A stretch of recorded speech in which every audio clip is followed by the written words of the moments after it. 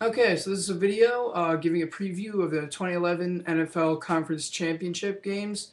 I'll be giving my prediction for both games. And so yeah, so the first game I'll be talking about is the Chicago Bears versus the Green Bay Packers in Chicago.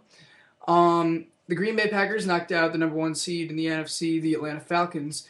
And, I don't think the Falcons are really expected to go that far because they don't really have a history of going really far in the playoffs, and this is their first time in a while they've been the team in the NFC.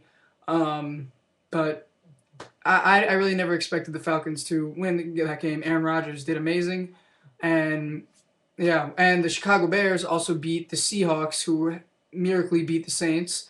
That was like a no surprise right there. I kind of figured the Bears would win. But anyways, let's talk about this NFC Championship game. Okay, so the one thing that'll be a big factor for the Packers is playing in Soldier Field. Greg Jennings actually said that it is the worst turf in the NFL during the winter, and some other players didn't want to talk about it. And studies have shown that Soldier Field's turf is a lot harder in the winter than a lot of other turfs. Now, since the Bears are used to it, they have a big advantage. But I wouldn't say that is why they would win. I personally think the Green Bay Packers offense is the best in the playoffs right now. Aaron Rodgers is the best quarterback, I think. Like not like historical wise. I know Ben Roethlisberger's got a lot of rings, but I'm talking about right now in the playoffs. Aaron Rodgers looks like the best quarterback in the playoffs right now. He has 6 touchdowns in the playoffs already, and even though he's on a wild card team, he's looking like a first round bye quarterback, and so is his team.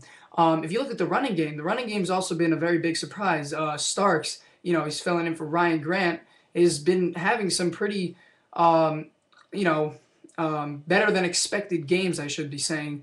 And the defense, the Packers defense is just amazing. I mean, I can't stress this enough. Clay Matthews and AJ Hawk are just they're always getting tackles out there. They're always creating pressure. They're always on the like a defensive pursuit on a player, and I think that they will be definitely looked upon really big in the NFC Championship game. Also, Charles Woodson, talk about him a lot too, but he's been looking very good at containing. And Tramon Williams, look at that guy. He has been having so much picks lately. He had 2 picks and in the last game, and he had that pick that sealed the deal against the Eagles. So I think he's very hot lately, and I think his hot streak will continue in this game against the Chicago Bears.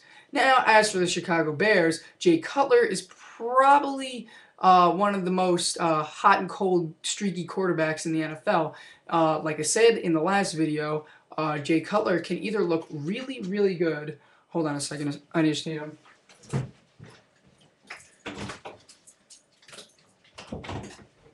Okay, so what I was saying was Jay Cutler can either look really, really good or really, really bad. Of course, in the Chicago Seahawks game, he looked good. However, against this hard-hitting and very big pressure-setting Green Bay defense, I think Jay Cutler is going to have trouble against this defense. When Jay Cutler is pressured, he does not do good, and I can see him having at least 2 interceptions in this game. And I just don't think that Cutler will be strong enough to handle the Green Bay defense. But the Chicago's rushing game is pretty good. Matt Forte is looking pretty good out there. If he can somehow get rid of God damn it, Clay Matthews out of the picture, and AJ Hawk and all those and the secondary, then he should be fine. But I think that he can be stopped easily by the defense. The Bears' defense is very good, but their pass defense is a little shaky. I think they're streaky just like Jay Cutler, and since Aaron Rodgers loves to light up the playing field, he'll be lighting up the Chicago Bears, I think. Urlacher, he's a big player. He may get in for some pressure, but Aaron Rodgers is very well under pressure as a quarterback, and I think he just has all the brains and all the smarts to handle it. So in the end, I do think the Green Bay Packers will win over the Chicago Bears. I think it will be a more than one possession win. I wouldn't say a blowout, but I would say maybe a 10-point game at least. So I do think the Green Bay Packers will advance to the Super Bowl as a wild card team. Now the second game is the New York Jets at the Pittsburgh Steelers. And Jesus, what a surprise for the New York Jets coming in and stomping on the Patriots. Now, I know they didn't, the score says they didn't stomp on them, but compared to what other teams did to them this season, they pretty much stomped on them. And they got to control Brady. Their defense looked awesome. And they just looked like a very, very solid team out there against probably the best team in the NFL right there.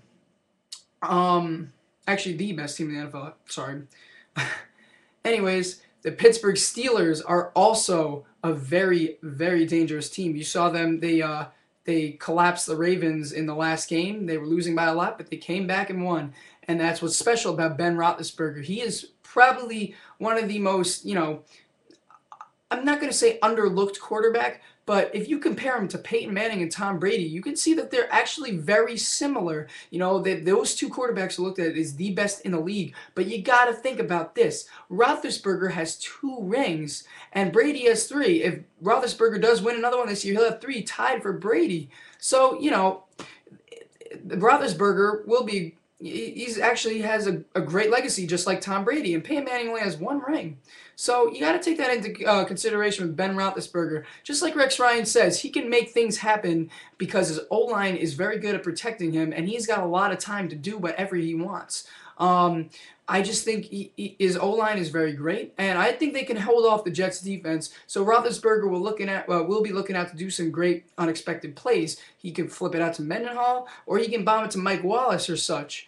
Mike Wallace, big target to look out for on those deep passes. He's a guy to definitely look out for. And Hines Ward is a good on the short passes. I can see him getting a few maybe 2 touchdowns, like less than 10-yard receptions. Heath Miller, also a big target to look for in the red zone. The rushing game, the Steelers, is pretty good. Mendenhall, he's looking like a decent running back out there. And the Jets' run defense is good. I think they can stop him decently, but I think Mendenhall will help the drives progress down the field. I wouldn't say he'd be having a big game, but I think he could contribute to the Steelers' offense. Now, as for the Steelers' defense, the Jets did beat the Steelers, but think about this. The Jets didn't face a Steelers defense with Troy Polamalu, which is probably the best safety in the league right now. Now, Troy Polamalu is vicious on the blitzes, and he'll be coming after Sanchez like no tomorrow. Sanchez is a young quarterback. He may look like he's experienced, but he's really not. He's only been in the league. This is his only 2nd year in the league, and young quarterbacks are timid, and they don't know what to, they spaz. But Sanchez is very good at this. He can take the sack, and he won't pull an Eli Manning and just, shovel pass it.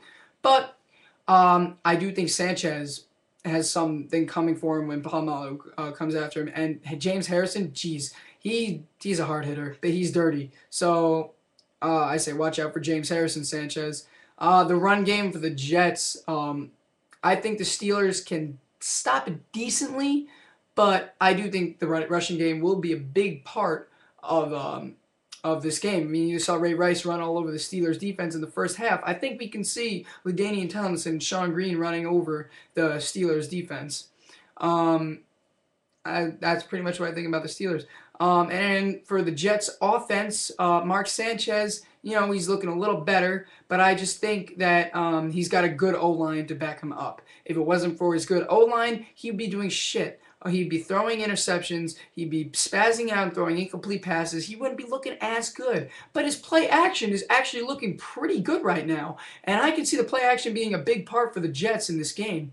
I can see a lot of plays where they do a play action pass to Tomlinson or Green and bombing it to Braylon Edwards or Santonio Holmes. Oh, Santonio Holmes, you can't forget him. He's probably pissed that he got cut from the Steelers, but he wants to get some revenge on them. He said on his Twitter, knock, knock, I'm back, or something like that. So definitely look out for Santonio Holmes on this one. He's a clutch receiver. Braylon Edwards is great on those big passes, so he's another one to look out for. I think the play action will be great for the New York Jets in this game. Now, the Jets' defense is superb. I think they are the 2nd best in the league. The Packers, I say, are the 1st.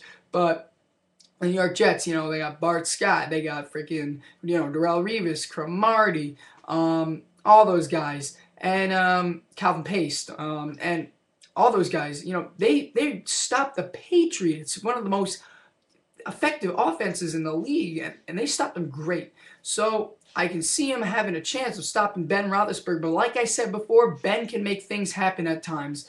Unexpected things happen at unexpected times. So I don't know. I think this will be a very. It's.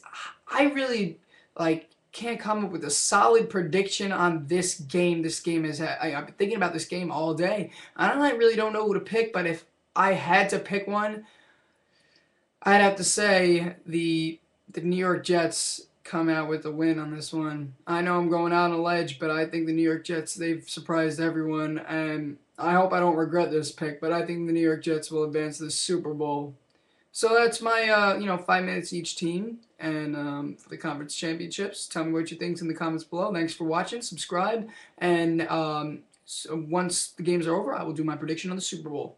Thanks for watching. Subscribe, and yeah, that's pretty much it.